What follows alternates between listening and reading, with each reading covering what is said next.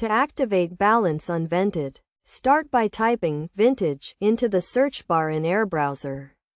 The first option should be Vintage Sell, where you can buy clothes, shoes, and accessories. Click on this.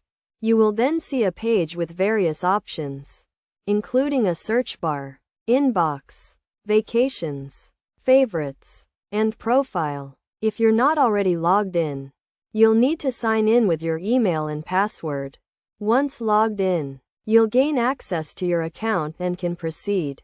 Click on your profile picture or the empty profile space, and a menu will appear with options including profile settings, personalization, balance, my orders, donations, and log out. Select Balance from this menu.